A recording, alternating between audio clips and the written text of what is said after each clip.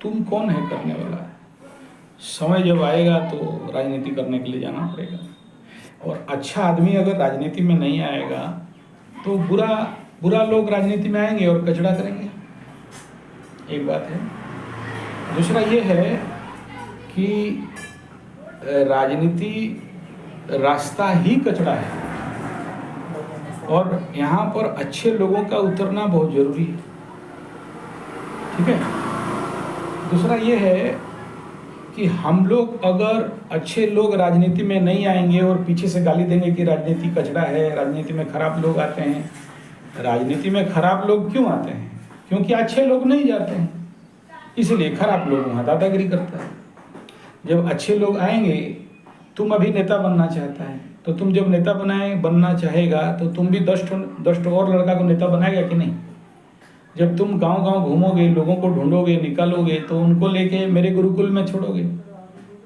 मैं तुम्हारे जैसे शिवाजी के लिए गुरु रामदास चेला बनाता था, चाणक्य के लिए, चंद्रगुप्त के लिए चाणक्य चेला बनाता था, तो ऐसे ही तुमको जब अच्छे लोगों को मिलेगा नेता बनाने के लिए और तुम अपने वहाँ पर जाके उनको लेके काम करोगे तो उनको सही ज्ञान का कमी है। उनको तुम अभी नेतागिरी करोगे, तुम्हारे पास नॉलेज नहीं है, फिर क्या नेतागिरी करोगे? तुम अगर पॉलिटिकल लाइन पे नेपाल को हो, चाहे तुम्हारे एरिया में कुछ अच्छा करना चाहते हो तो तुम्हारे पास उतना रिच नॉलेज होना चाहिए, तुम उतना तो डायरी लिखना चाहिए, उतना तो किताब लिखना चाहिए। तुम्हारे पास उतना कलेक्शन नहीं होगा तो कैसे करोगे? अच्छे लोग अगर हम लोग देखो, मैं क्यों यूट्यूब में लगा हुआ हूँ, मैं क्यों फेसबुक में लगा हूँ, मैं क्यों इंस्टा में लगा हूँ, मैं क्यों ब्लॉग राइटिंग में लगा हूँ। हम जैसे लोग अगर अच्छे ज्ञान को सोशल मीडिया, यूट्यूब, फेसबुक में नहीं देंगे तो बुरा लोग तो ऑलरेडी गंदा काम दे रहे हैं, गंदा ज्ञान दे रहे हैं, बिना फालतू का चीज़ दे रहे हैं जिसमें कोई मूल्य नहीं है। तो इसीलिए अगर हम छोड़ देंगे तो कुछ हो जाएगा यूट्यूब का? कुछ नहीं होगा, चलता ही रहेगा अपना रास्ता में। लेकिन हम जब तक जिंदा हैं और मेरे पास जितना नॉलेज है, मैं जब यूट्यूब में आता हूँ तो मेरा नॉलेज बढ़ता है कि नहीं बढ़ता है? बढ़ता है। मेरे को फ़ायदा मिला, पैसा मिलता है, मेरे को फ़ायदा मिला और मैं 100 गंदा लोगों का कचड़ा को काउंटर कर पा रहा हूँ। लोग जो चीज़ नहीं जानते हैं उसको बता पाता हूँ। लोगों को नेगेटिव परोसना है तो परोस देंगे। वीडियो तो कुछ भी कोई भी बना सकता है, जो जिसका है, लेकिन उसको प्यूरिफाई कौन बताएगा? एक ट्रस्टेड चैनल चाहिए ना। 100 आदमी का यूट्यूब में राशिफल देखेगा और आखिरी में मेरा चैनल में आता है, गुरुजी क्या बोल रहे हैं। क्यों? ट्रस्ट। क्योंकि उनको पता है कि ये जो बोलेगा हो सकता है कष्टकर हो, लेकिन सच बोलेगा। समझ में आ रहा है? जैसे न्यूज मीडिया में, न्यूज चैनल में बहुत सारा झूठा न्यूज फैलाते हैं। जैसे अभी सिंदूर हुआ था, ये पाकिस्तान में घुस गया, लाहौर के ऊपर चढ़ गया और वहाँ बम डाल दिया, मुनीर का गर्दन बैठ के मुड़ रहा है और शरीफ का गर्दन मुड़ चुका है, यही सब न्यूज चल रहा था। नहीं, तो सबको पता है कि न्यूज चैनल में झूठ फैलता है।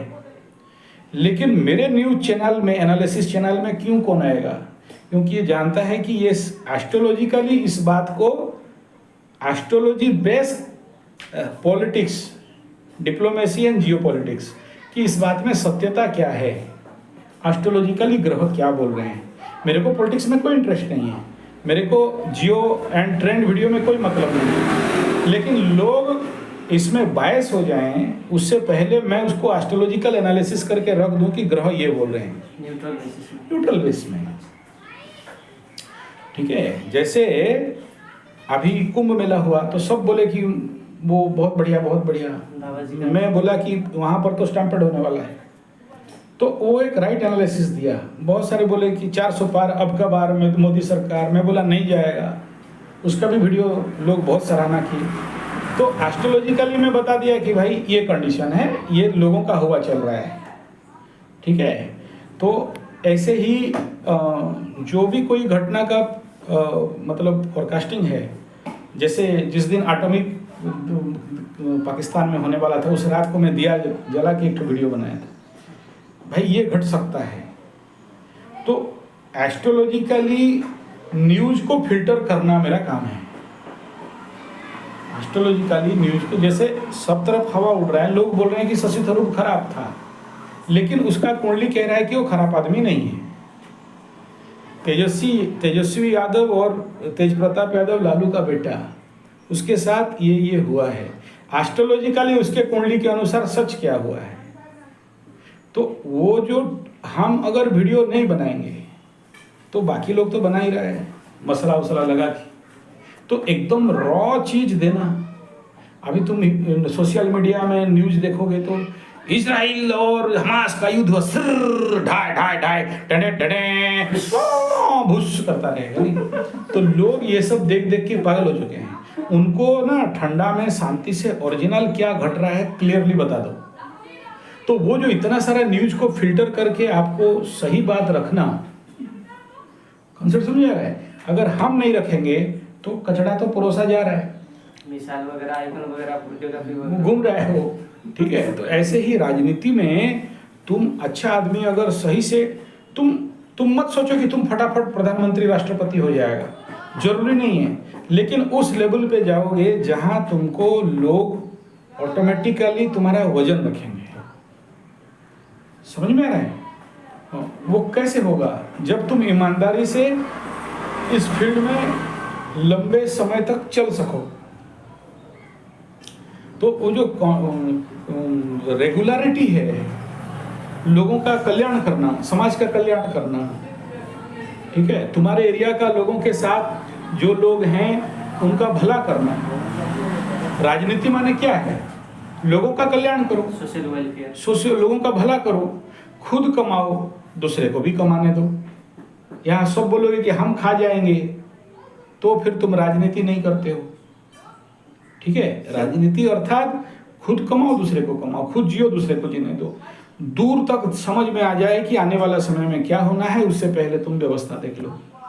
जब तुम अच्छा करेगा तो बड़े बड़े नेता लोग भी तुम्हारे पास आके पूछेगा। मेरा जो नाना जी 1964 इंदिरा जी के टाइम पे मेंबर ऑफ पार्लियामेंट था, सांसद, ठीक है, बैरागी द्विवेदी मेंबर ऑफ पार्लियामेंट था, सांसद था। तो कैसे हुआ? वो तो पंडित आदमी, पूजा पाठ कर्मकांड ज्योतिष वाला आदमी, लेकिन अपने गांव में, अपने इलाके में, अपने जो संसदीय क्षेत्र है, क्या जाके जिंदाबाद कर रहा था? नहीं। वजनदार आदमी है, सुबह सुबह 100 आदमी घर के बाहर खड़ा होता है और वो उनका प्रॉब्लम सॉल्व करता है। किसी का कुछ बड़ा प्रॉब्लम है तो उस समय तो फोन नहीं था, एक चिट्ठी लिख देगा तो तुम्हारा काम हो जाएगा। उस समय ज़्यादा उसका, मैं देखा बचपन में ऐसे बैठा रहेगा, टेबल भी नहीं था, नीचे एक तो बैठा, आएगा कोई ऐसा बात है और पंडित जी मेरा काम नहीं हो पा रहा, बोला ठीक है, कौन है रे? उधर का मंत्री कौन है, कौन एमएलए है, कौन कलेक्टर है, कौन? ठीक है, चिट्ठी लिख के साइन मार दिया, पहुंचा दिया, बोला ये लेटर लेके जाओ, दे देना, मैं बोला हूँ, काम हो जाता है। अभी ना मोबाइल है, 81 में कौन सा मोबाइल था? टेलीफोन भी नहीं था, नो टेलीफोन, हम नहीं देखा। 81 में हर एक गांव में एक ठो ऐसे टावर वाला कुछ था, वो भी नहीं लगता था उसमें, मतलब आ गया फोन तो बहुत बड़ा बात है। तो एक चिट्ठी का मूल्य था। धीरे धीरे उस समय उस एरिया का जो इलेक्शन लड़ने वाला था, वहाँ का जो राजा था 1964 में, उसको बोला हम राजा आदमी मंत्री बनेंगे, हमारा गुरु को बना दो। तो तुम्हारा गुरु कौन? बोला वो अमुक द्विवेदी है। तो कांग्रेस पार्टी वाले गए उसके पास, बोला आपको सांसद बनना है। बोला वो क्या सांसद, क्या करना है? बोला हमको नहीं, हम इधर ठीक है। वो घर में बैठे था, सांसद बन गया, उसका टाइम आया, सांसद बन गया। इंदिरा गांधी उड़ीसा में विजिट में आए थे, तो सोचो इतना बड़ा घर है, खपरेल का घर है और सामने पुआल, इंदिरा गांधी का काफिला खड़ा हो गया ठीक है, इंदिरा गांधी भारत का पीएम है, बैरागी द्विवेदी का 25-40 फुट का एक ठो मकान है, खपरेल का घर है, पुआल का घर है, इंदिरा गांधी खड़ी हो गई। कलेक्टर, एडीएम, एसपी, जो सब चीफ मिनिस्टर्स गेट के बाहर में, बैठाने के लिए चेयर नहीं है समझ आ रहा है? ये उस राजा का चाणक्य था।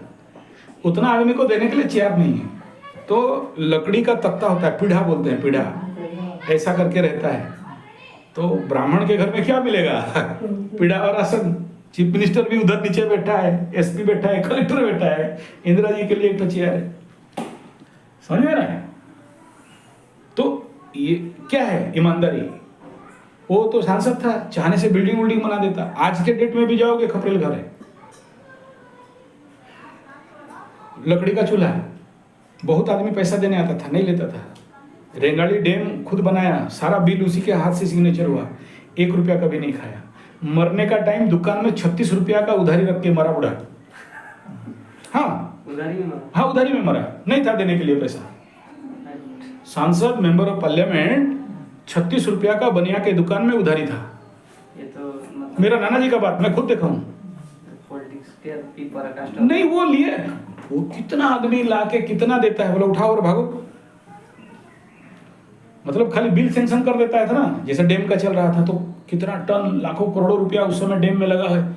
सीमेंट, गिट्टी, रॉड, बालू, छड़, ईटा, ब्रिक्स, क्या क्या सब लगा। बहुत बड़ा बड़ा वाटर प्रोजेक्ट किया, उन्हीं के हाथ से सिग्नेचर हुआ। उनको जीप मिलता था, उस समय जीप था, उड़ीसा में 40 तो जीप था, बिजू पटनायक लेके आया था। तो 1 तो जीप इनको मिलता था।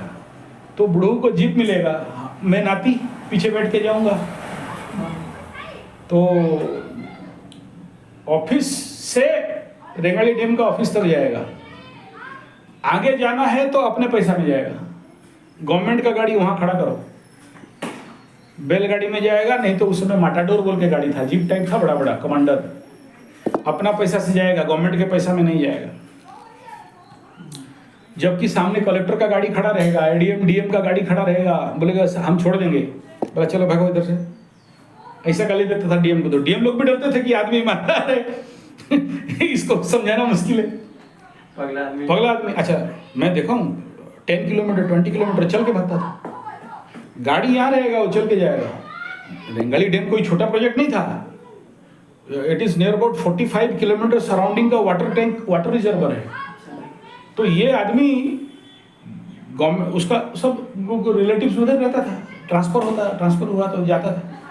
तो सरकारी गाड़ी में किसी का घर नहीं जाएगा कि अपना बहादुरी है। जीप है, उस समय 6 रुपया डीजल का लीटर है, 6 रुपया लीटर या 5 रुपया डीजल का लीटर, लेकिन सरकारी पैसा में नहीं जाएगा। प्रोग्राम में भी जाएगा, अपना टिफिन लेके जाएगा, खुद खाएगा, वहां पर सब पकवान वकवान देगा, मुर्गा मसलम सब नहीं खाएगा। तो ईमानदारी लोग है ना राजनीति में। अभी मोदी बोलता है कि मैं पैसा लेके घर भरूंगा, स्विस बैंक में पैसा रखूंगा, तो भारत चलता क्या? तो आज भी ईमानदार लोग है ना, नहीं तो आसिफ मुनीर और शरीफ जैसे सब लेके स्विस बैंक में रखो, विदेश में पैसा रखो, सब आदमी को भेज दो। हाँ, तुम्हारा नेपाल का हालत क्यों हुआ? सब ले लेके भाग गया पैसा। ठीक है, तो ईमानदारी से काम करोगे तो आज नहीं तो कल तुम उस सीट में पहुंच जाओगे। बेईमानी में करोगे तो ऊपर में रहोगे तो लालू यादव बन जाओगे। हाईएस्ट अगर इसमें परसू किया 100% डेडिकेशन के साथ, हाँ,